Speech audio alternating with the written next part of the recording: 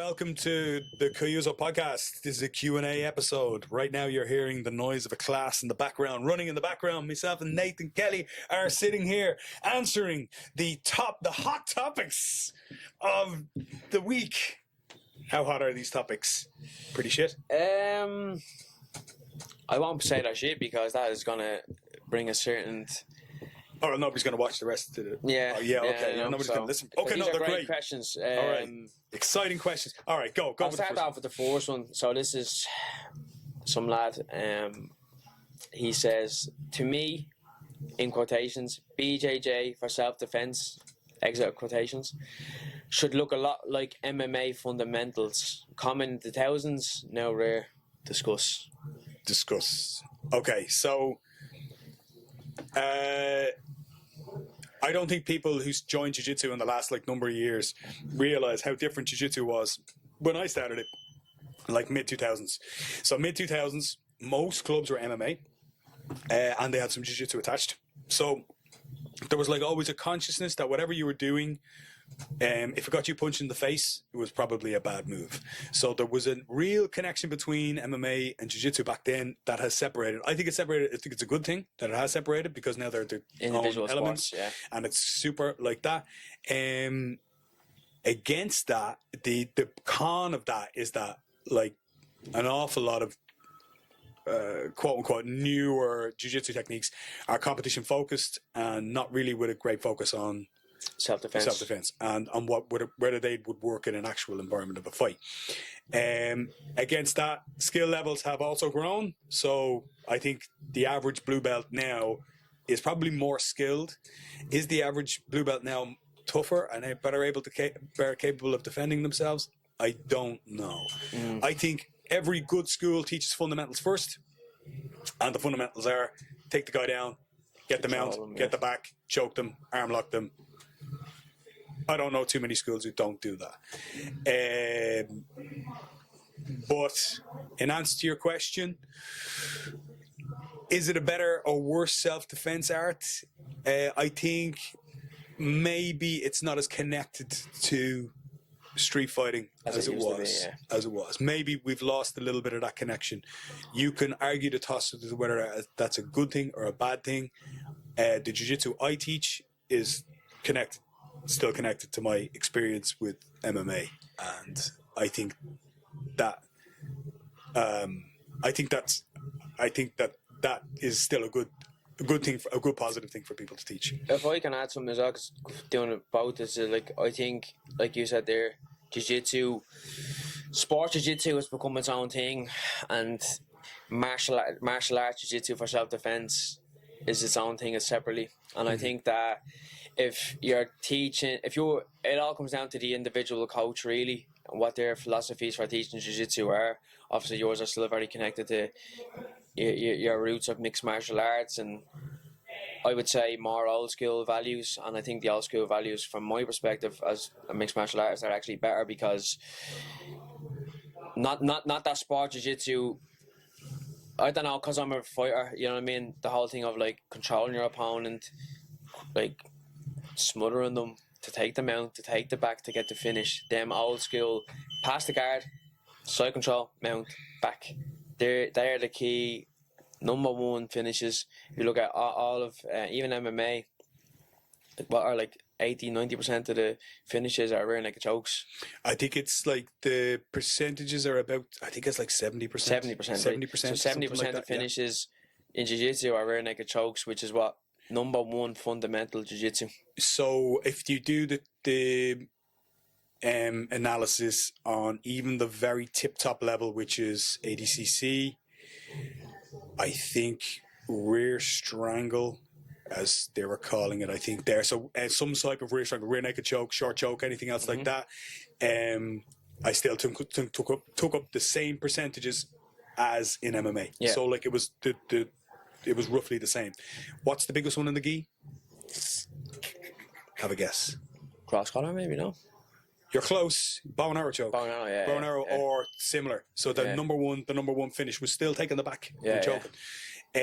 Second one, can you guess what the second one was in ADCC? ADCC, guillotine maybe. Yeah, Yeah. So it was actually, yeah. So I always, this is the way I describe it, which is taking the back and choking is your number one finish for control, and your number one strike of opportunity is when you see their neck, and it's a guillotine. So it's like a target of opportunity. And if you have a good guillotine and a good back take, you'll get top normally. Oh, yeah. If you're on bottom, you get a good guillotine, you'll get top. Yeah. If you're on top, good pressure, you'll get the back. Yeah. So I think, like, I understand the question. I see Times have changed.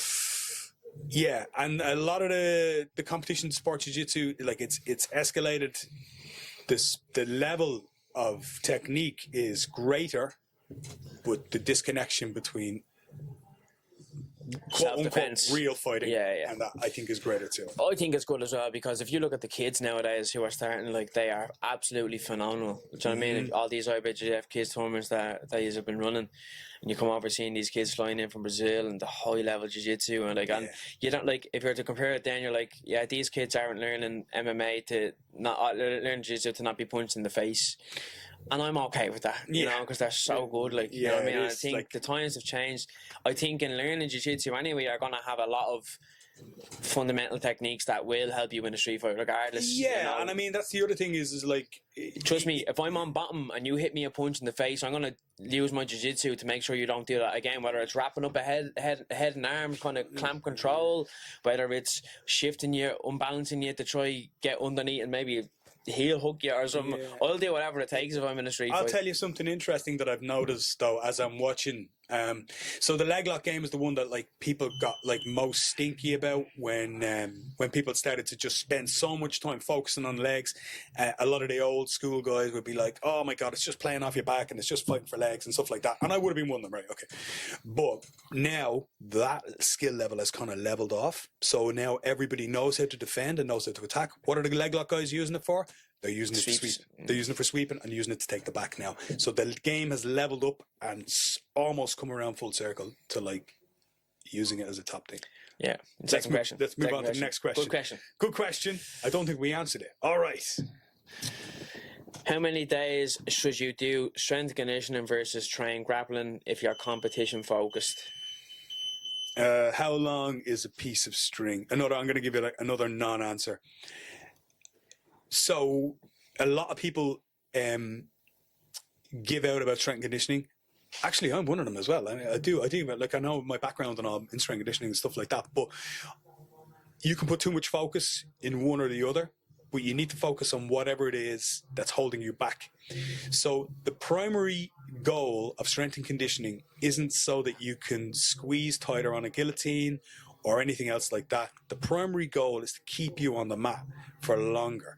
So if you're somebody, for example, who's getting constantly injured with repetitive strain injuries that we get with jiu-jitsu, strength and conditioning is probably what you need to get your body back in balance, to help you avoid injury and to keep you on the mat for sustained periods of time.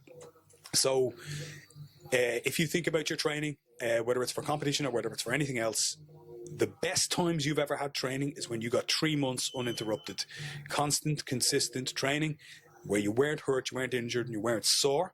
So if the gym and your gym work helps you to do that, then strength and conditioning is really, really important for you. Where it's not important for you is if you're using your gym work to chase your big squat numbers, your big deadlift numbers, your big bench numbers, and you're like, look how great I look and look how heavy I can lift. And then you go to jiu-jitsu that night, or you go to your training that night, and you are bollocksed and your nervous system is fried and you're not picking up new skills, then now you need to wind back and dial back, and you need to keep your goal the goal. And a lot of people lose sight of their goals, right? So from a competitor's point of view, if you can't fight for 6 minutes, 7 minutes, 8 minutes, 10 minutes, if you can't sustain that level, you need to be working harder in your conditioning. Your conditioning is really, really important. To use the other side of that then is, when are you at your most fatigued? It's probably not when you're doing well, it's probably when you're doing badly. So the most tiring thing in the world is to be less skilled than your opponents.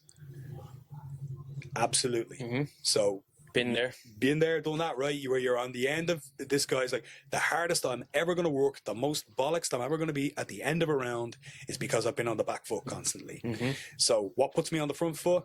probably not my conditioning, probably my skill level. So identify, am I losing fights? Am I losing matches? Am I losing tournaments because I'm not fit enough? Or let's have a good long look at it. Am I really losing matches because I'm not good enough and I need to up my skill level, up my skills training, and that will keep me on the front foot and I'll look fitter even though I won't be. I think you're dead on there. Like, I think you can't focus on strength and conditioning to win the jiu-jitsu competition. They complement each other. Even conditioning, more strength work will complement jiu-jitsu better, I think, than conditioning, because strength work will give you that muscular endurance and that muscular strength and explosiveness and stuff like that. Whereas conditioning, you know, I can pull the bro or the skier. Yeah, I can build a good engine. Yeah, I can get me recovery rate down back to like 130 beats per minute, you know, in 30 seconds. But nothing. I think good sparring will do that for you. Nothing mimics jiu-jitsu like jiu-jitsu. Nothing mimics MMA like MMA. Nothing mimics the in-fight aspect than the sport itself. So if you want to get fitter or get better and stuff like that, it's like that. Put someone on your back and start around there. Put someone in mount, start around there. And if you can get comfortable being in uncomfortable positions, your strength work and your general fitness will you know, correlate to them over consistent weeks of training. Like, awesome. I think that's that one answered. Yeah. And again, in other words, we're not going to answer it. Yeah. Neither is more important. It depends on where you're weak. Yeah. Okay, right, there you go. Should have just said that. Neither is more important. That depends on where you're weak. There we go. I answered the question. You can cut all the previous 5 minutes out. Okay, next question. Oh, is this the one you have to figure out? Yeah, so we don't have the first half of it. Okay. Yeah, so I have the gist of it. It's like, who's right? Honestly, I tap a lot of people with it, and what he's referring to is the guillotine from side control bottom. When you have a guillotine and they pass guard, and instead of me letting go of the head to try maybe get some frames and to create some space, keep the guillotine and try get the choke.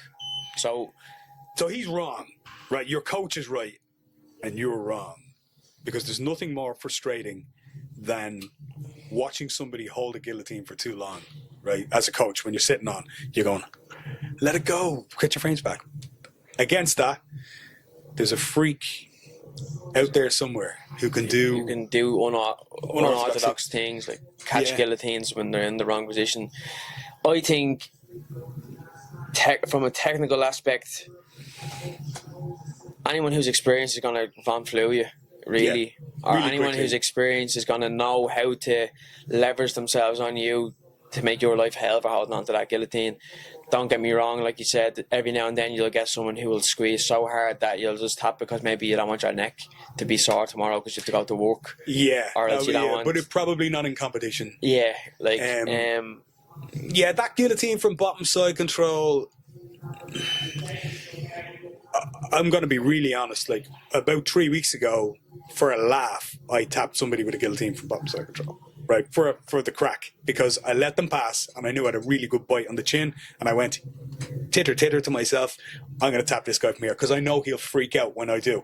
So I brought my other hand up, I connected, and I did a Drysdale grip. You know that one he uses. I did that one, and the guy had to tap, and he looked, and he did go mad.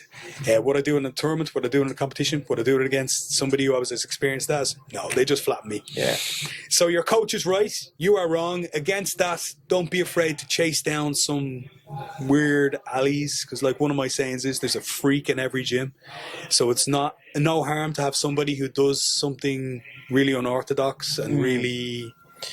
One thing I'll say then as well is that, like, if all you're doing is holding on to the guillotine when people pass your guard, you're not getting better at guard retention. So the time you're putting into trying to submit people from there, yeah, you know, you can submit people from there if it ever comes to it, but open the guillotine and get better at frame and get better at recovering your guard, get better at getting up back on top, using momentum to get sweeps or, you know, get like frames or clamps or whatever it is that will set you up in the next position. I think you're really, really hindering one side of your game completely out of trying to get self-vindication of getting a submission, you know. So let me ask you a question, whoever you are, because we have lost your name.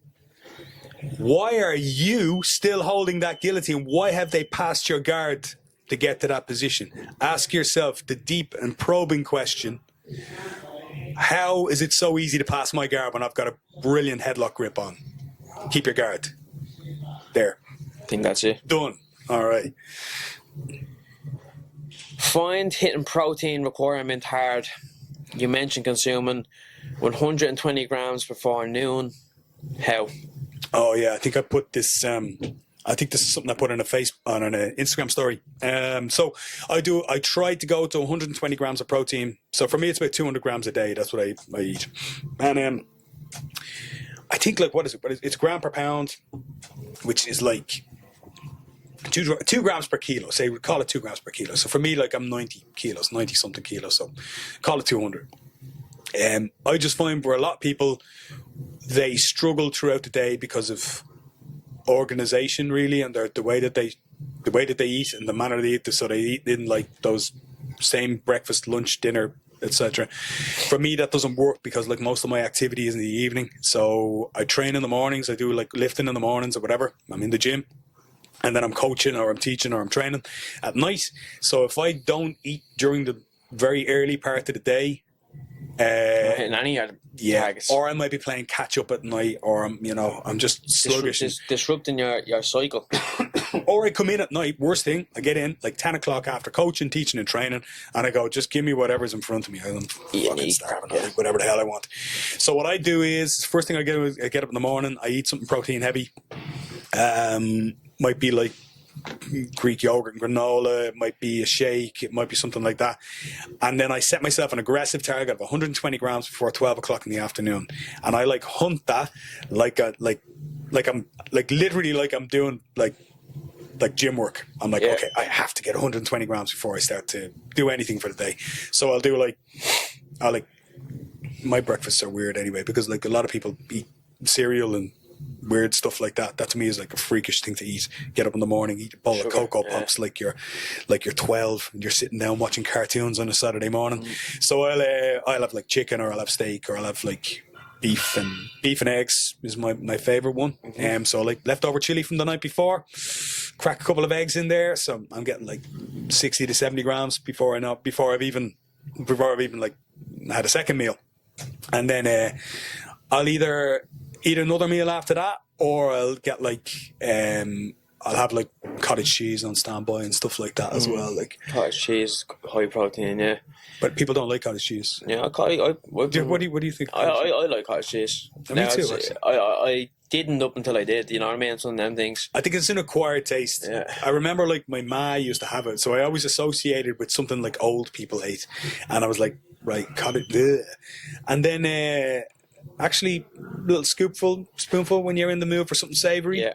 Not bad. I think it's like 30 grams of protein in a pot, something like that. Not too bad. Like, to answer that question in a sense is like, right, one, it comes down to preparation. So can you prepare that amount of protein worth for yourself the night before? So, or else if you're meal prepping is obviously the key. So on a Sunday, can you meal prep out enough meals, like say from Monday to Wednesday, to hit that target?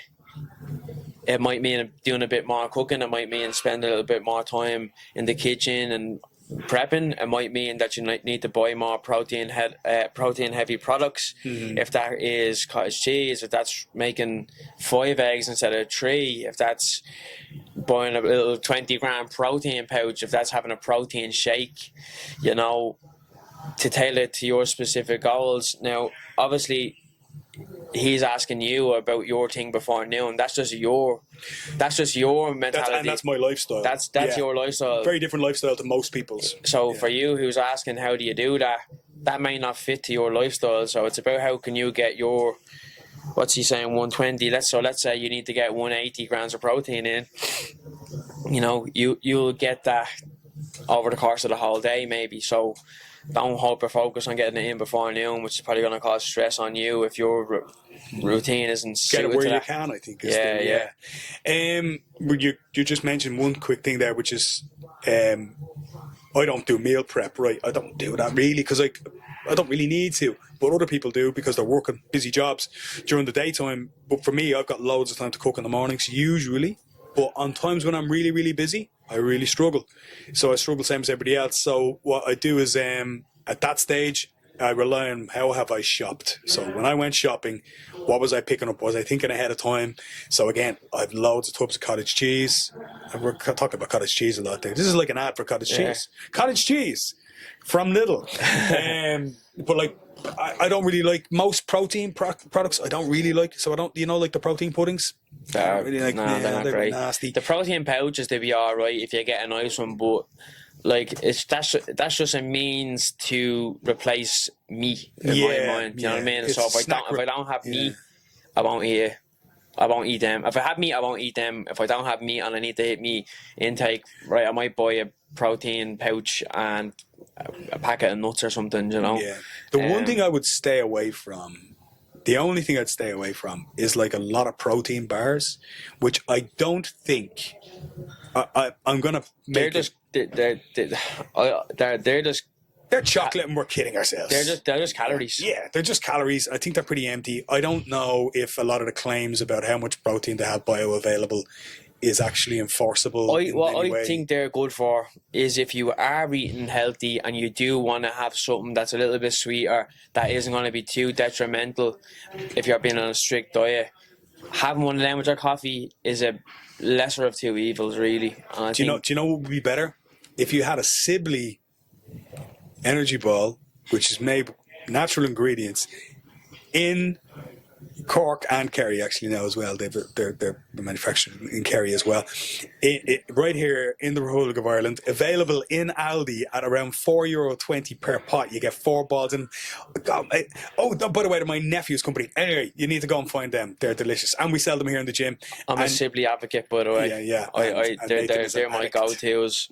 Yeah. But yeah, to answer that question, prep.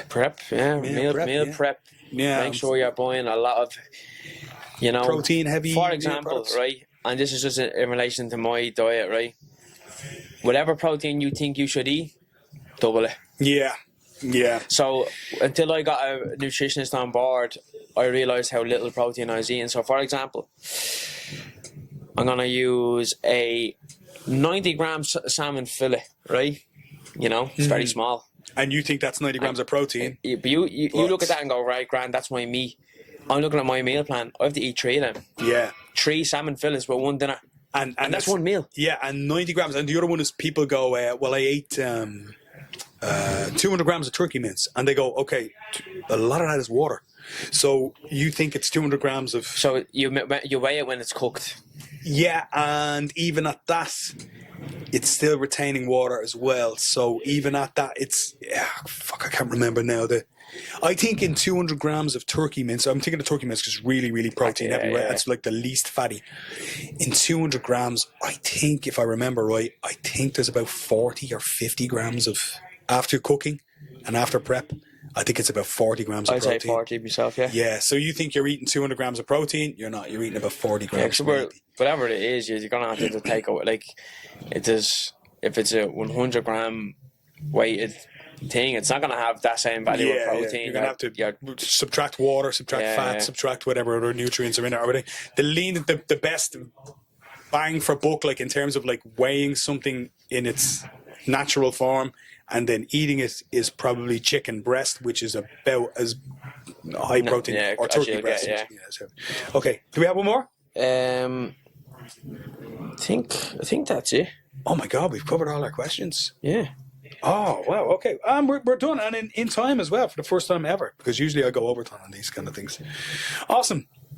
Thank you very much. I hope that answers everybody's question. What a time efficient thing we've done today. I can't believe we did that. Okay. We're hitting targets. You didn't even know we needed to hit. Okay. Thanks very much for your questions this month. We'll be back next month with another bunch. Don't forget to ask them. A bit of housekeeping. You can do Barry at Kyuzo.ie. We put up an Instagram question box. pretty regularly, and we gather questions over the course of the month as well. So if you have one you want to ask, we'll do it in hopefully an entertaining and informative way. Nathan won't always be here. He'll sod off and he'll be doing things like training or whatever. I'll be here as much as I can be and giving insights if I can. Yeah. When I can. But if not, Barry's on his own. Like a loner. Flying solo, like a loner. Okay, thanks very much, and we'll chat to you next time.